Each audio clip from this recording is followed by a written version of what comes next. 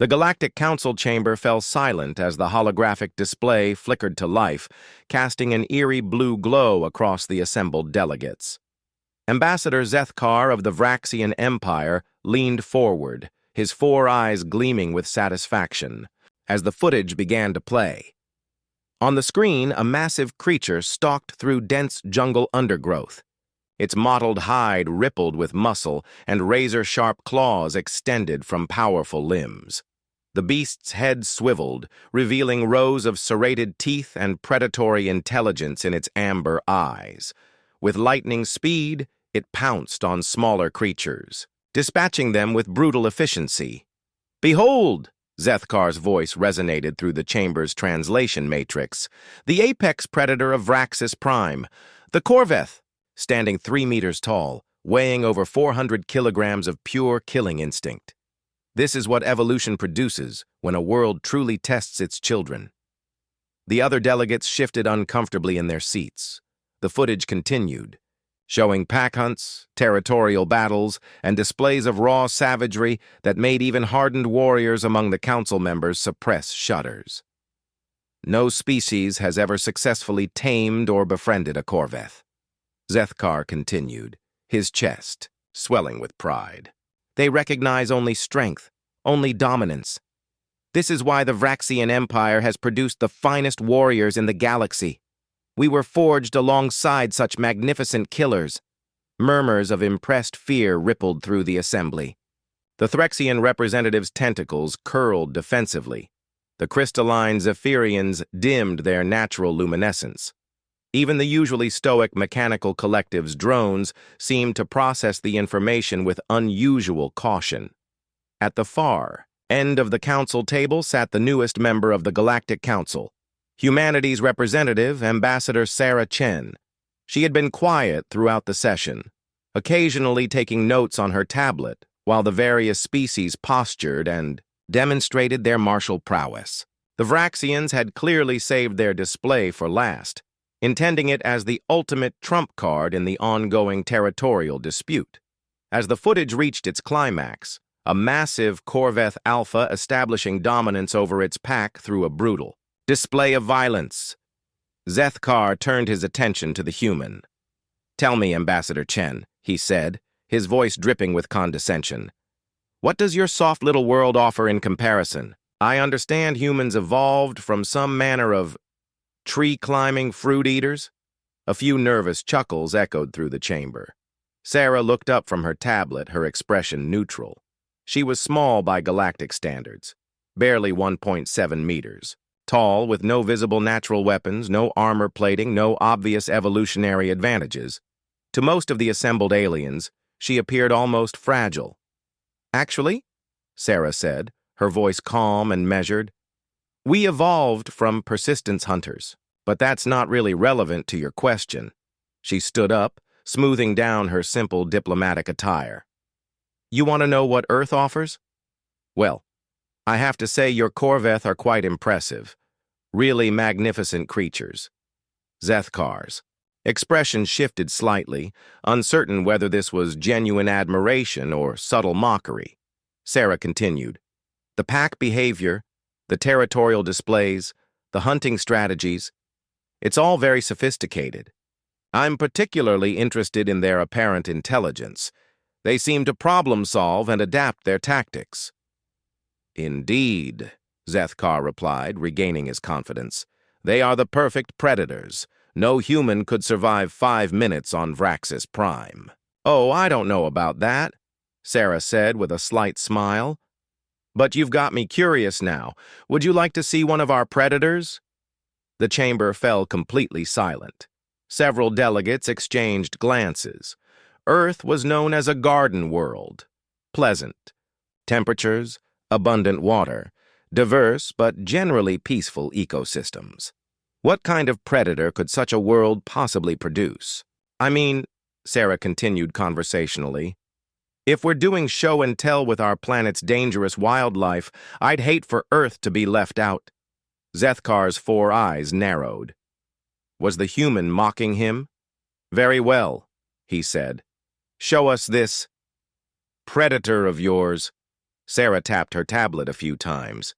Actually, I think a demonstration would be more educational than footage. Would you mind if I brought one here, to the station? The Galactic Council's security chief, a heavily armored Krillian, immediately stood. Ambassador Chen, Council regulations strictly prohibit— Oh, don't worry, Sarah waved dismissively. This one's completely domesticated, house-trained even, very well behaved. I think you'd find the comparison interesting, especially given the Corveth's impressive social structure and pack mentality. Zethkar found himself in an impossible position. To refuse would suggest fear of whatever pathetic creature the human might produce. To agree might be walking into some sort of trap, but what could a species of tree-climbing fruit eaters possibly have evolved alongside? Bring your predator, he said finally. Sarah smiled brilliantly. Wonderful. Give me about 20 minutes. She left the chamber, and the delegates spent the time speculating in hushed tones. The more militaristic species shared theories about hidden human capabilities, while others suggested this was simply a desperate bluff from Earth's newest diplomat. 20 minutes later, Sarah returned. She held a simple polymer leash, at the end of which walked a medium-sized, four-legged creature with golden fur and an enthusiastically wagging tail. Everyone, Sarah announced cheerfully, meet Rex. He's a golden retriever. The creature, Rex, immediately began what could only be described as a diplomatic tour of the chamber. His tail never stopped moving as he approached each delegate, somehow reading their body language perfectly. He sat politely before the nervous Threxian, offered a play bow to the confused Zephyrians, and seemed to sense that the mechanical collective would prefer he maintain a respectful distance. "This is your predator?" Zethkar sputtered. "Oh yes," Sarah said.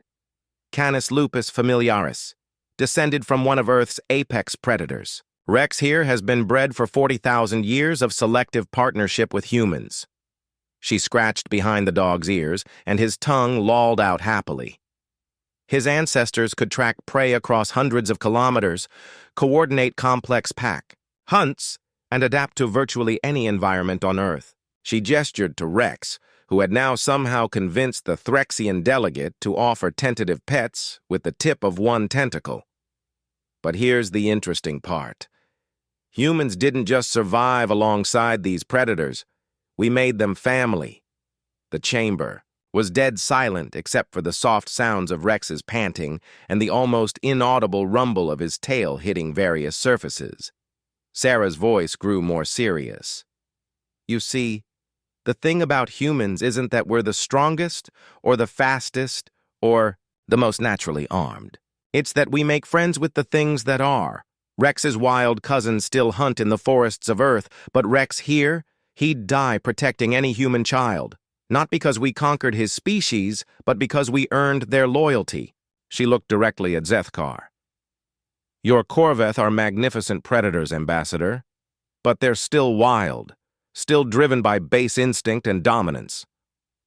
She smiled, and there was something ancient and quietly terrifying in that expression. Humans turned wolves into this.